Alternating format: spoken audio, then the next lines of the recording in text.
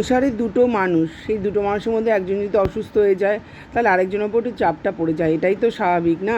আর সংসার করতে গেলে দেখো ভালো মন্দ সমস্ত মিশিয়েই সংসার করতে হয়। তা সকালবেলা বেরিয়েছি একটু বাজারে যাওয়ার জন্য। বাজার থেকে বাজার করি চাই না করি, ঠাকুরের ফুল আর ফলটা আমাকে প্রতিদিনই আনতে হয়, যেটা তোমার দাদা করে প্রতিদিন। তবে যেহেতু তোমার দাদা অসুস্থ বললাম তোমাদের, তার জন্য আমাকেই বেরোতে হচ্ছে। তা ফুল আনতে যাব, তা হেঁটে হেঁটেই গেছিলাম বাজারে। আর সময় অবশ্য তোমার টোটো করে চলে এসেছিলাম। তা এখানে এসে আগে তোমার একটু টিফিন নেবো আমার আর রুমির জন্যে।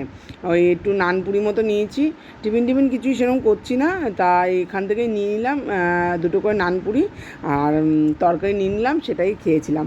আর বাজারে প্রায় চলে এসেছি। তা আজকে একটু পেয়ারা নেবো ওই ঠাকুরের জন্য। ঠাকুরকে তো দিন এক রকম ফল দিই, গতকাল তো দিয়েছিলাম তরমুজ, তোমরা তো দেখেছো। আর আজকে একটু পেয়ারা নেবো। তা দুটো পেয়ারা 10 টাকা নিয়েছে, খুব সস্তায়, খুব খারাপ না। তারপরে চলে আসলাম একটু বাজারে। তা বিশেষ বাজার কিছু করিনি, তোমার একটু সজনে ডাঁটা নিয়েছি, একটু উচ্ছে নিয়েছি, আর হচ্ছে তোমার বেগুন নিয়েছি একটা।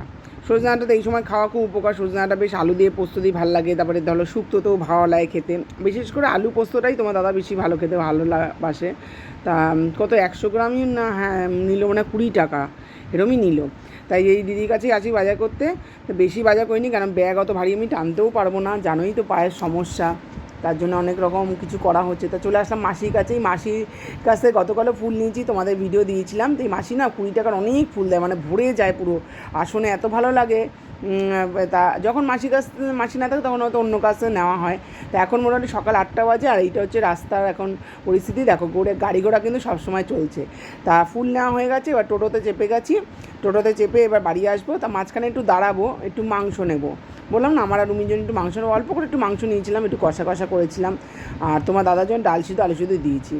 হ্যাঁ কী করবো, সে বেচারা তখন খেতে পাচ্ছে না। আর 3 দিন ধরেই মানে নিরামিষ চলছে খাওয়া দাওয়া, ওই ডাল আলু সিদ্ধ আলু একটু ঝোল এরকম খাচ্ছি, তা আর ভালো লাগছে না, তাই জন্য একটু মাংস নিয়ে আসলাম অল্প করে।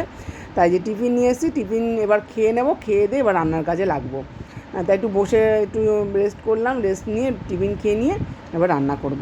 তা যাক, এই ছোট্ট মিনি ব্লগটা তোমাদের কেমন লাগলো অবশ্যই জানিও। আর ভালো লাগলে কিন্তু অবশ্যই পাশে থাকবে, আমি কিন্তু সবসময় আছি পাশে। ভালো মন্দ মিলিয়েই তো সংসার, এটাই তো